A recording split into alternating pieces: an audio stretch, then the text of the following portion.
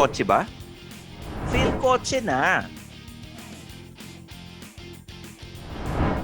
You can't see me? Alam nyo, etong Isuzu, napakagaling magpasabog. Akalain nyo nung March, kalalabas lang nung bagong Isuzu D-Max. Pero syempre, pag may bagong D-Max, automatic may bagong Isuzu MU-X. UX! Sigurado ka? Wow! Okay, sige. May bagong Isuzu MU-X. Ladies and gentlemen, the second generation 2022 Isuzu MU-X. Oy, take note ha. Bago lahat ito, mula ulo hanggang paa. Yung makina updated, malamang pati presyo. Pero bago natin simulan ng quickie or quick look, I'm your host Stanley Chiang, yung senpai ng turubuan for philkotse.com. Please like and subscribe to our YouTube channel. Click the bell icon para lagi kayong una sa mga videos namin. Tandaan, pogi ba? Ako na. Take note, ang pronunciation ng sasakyan na to, Isuzu MU-X, hindi MU-X. MU-X, parang yung paborito nating Pokemon, si Mewtwo. Alam nyo naman kami rito sa Philkotse, mahilig kami sa Pokemon.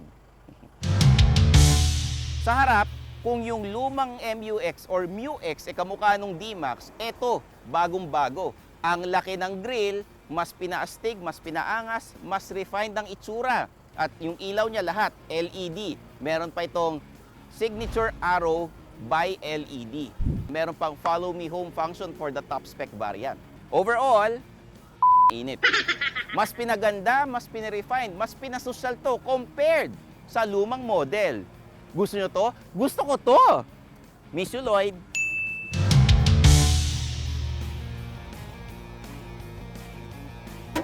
Sa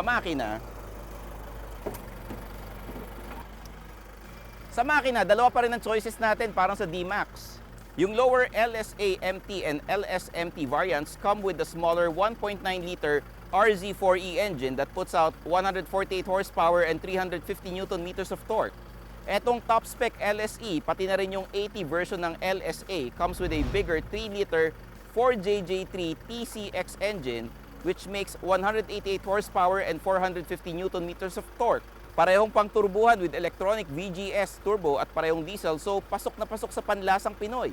Wala pa kaming fuel economy kasi nga quick look ito. But just so you know, etong LSE variant ay may 4x4 drivetrain at ito lang ang may 4x4 sa lineup. But kita nyo naman, pati makina updated.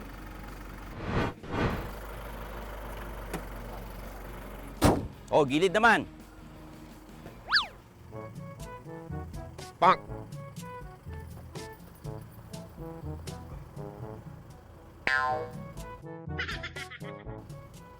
Sa gulong, itong MU-X LSE variant may 20-inch alloy wheels. Aluminum alloy wheels. Yung mga lower variants, 18 to 17 inches lang. Ito, mas malaki ng 2 inches.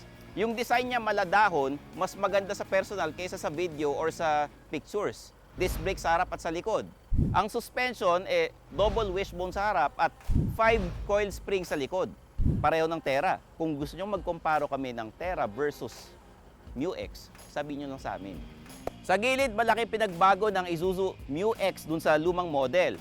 Yung character line niya, umiwas dito sa fender flare. At malaki ang pinagbago nitong D-pillar na to. Hindi na kagaya dun sa Trailblazer. At dahil bagong Isuzu MU-X ito, wala nang collaboration sa Chevrolet Trailblazer. Meron itong roof rail na kayang magbuhat ng hanggang 100 kilograms, pero yung base model wala. Ang side mirror natin integrated ng signal lights at automatic na rin siya. Sa sukat naman tayo, the Isuzu MU-X is bigger than the outgoing model. It's 25 mm longer, 10 mm wider, pero mas mababa siya ng 15 mm. Mas mahaba na rin ang wheelbase natin at 2,855 mm. Ang ground clearance natin, 235 mm. Isa ito sa mga pinakamataas na SUV ngayon. Kita? Laki.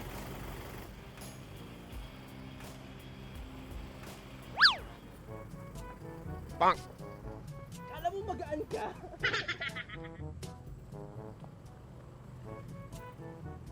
Sa likod, malaki pinagbago nitong Isuzu MU-X. Mas pinakitid yung taillights, standard sa lahat ng variants, pati ang rear spoiler. May parking camera at sensors sa lahat ng variants except for the base variant. Okay? Yung logo niya, mas bago na, mas classy. Naka-italics na ng konti yung MU-X, yung bagong logo. Siyempre, yung puwet niya, mas angat na. Hindi pa lawlaw. If you know what I mean. Siyempre, paborito nating lahat.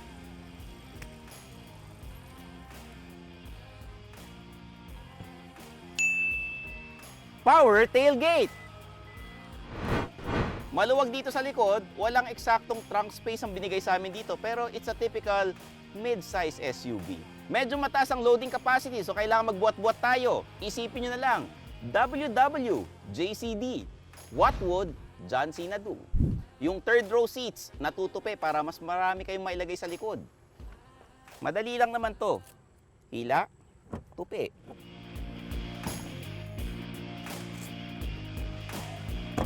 Okay? Flat na flat. Okay rin yung flat eh. Pero hindi sa lahat ng bagay okay yung flat ha. Dito lang. Tingnan natin, luwag. Luwag. Uy, Bakit? hindi ganyan. Chine-check ko lang, flat na flat eh. Oh. Alam na. Sa loob, teka, sigurado ba kayo nasa loob tayo ng MU-X? Yep. Nandiyan ka pala. Ang laki ng pagbabago, napaka-high-tech at sosyalin ng datingan. Yung gauges niya, napagigitnaan ng 7-inch digital instrument cluster.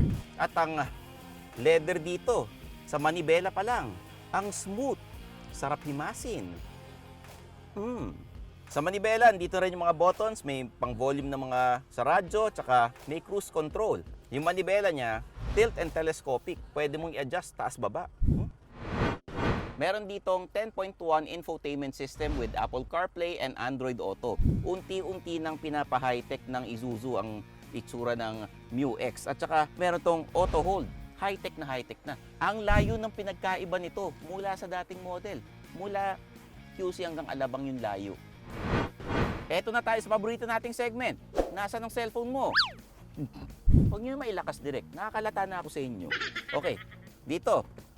Medyo malapad, tsaka malawak at nasa ibaba siya ng USB cable na saksakan tsaka yung aux cord. Ayan kitang-kita. Pwede rin yung lagay dito. Pwede rito, sa loob. Eto, pag pinindot, pwede rin dito sa loob. No? Okay? Ito rin. Siyempre, cup holders, marami. Unahin na natin dito. Yan. Dito. Ito rin. Sa front seats, meron tayong 8-way auto-adjustable seats, automatic sa driver seat, manual dito sa katabi. Sa gitna, maluwag tayo. Oo nga pala, leather seats tayo all over Gray on gray. Dark gray ang kulay with light gray na stitching. Social. Meron tayong armrest na may cup holder sa loob. Ayan. Okay? May aircon vents dito. May adjustan ng aircon dito at may mga cup holder sa gilid. At saka huwag nyo kakalimutan yung saksakan ng USB. Nandito. Sa likod, madali lang. Dudukitin mo lang ng ganito. Automatic. Okay. Sa likod, maluwag naman kasya 2 tao. Pero adjust din ng konti. Pakiusapan dun sa nasa second row. Yan. Ganito lang. Hindi pwedeng may slide. Okay? So, kung mga 5'8 pataas ka, medyo mahihirapan ka sa likod. So, kailangan medyo ordinary yung height mo. Mga 5'6 pababa. Or pagbata dito sa likod. Okay na okay. May cup holders dito. May mga aircon vents dito. At overall dito sa likod, ayos naman.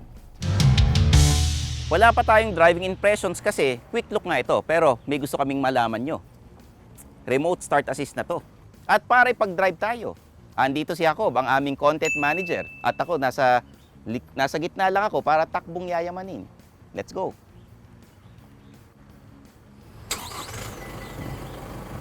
Yan.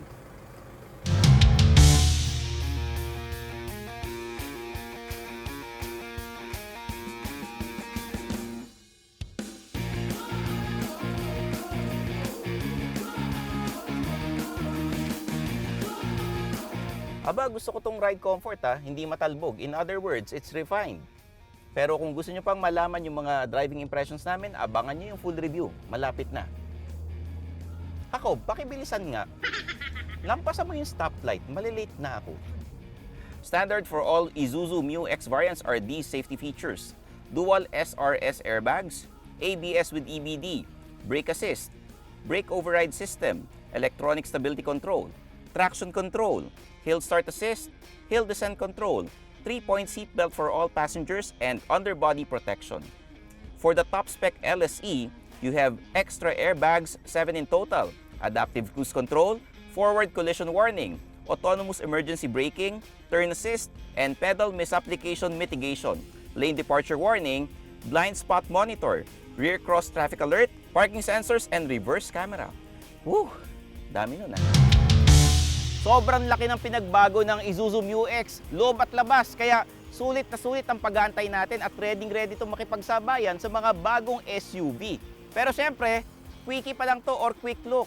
Malalaman pa rin natin yan pagka na-drive namin ng mga 7 araw sa full review. Ang tanong, magkano ba yan? Ang presyo, eto.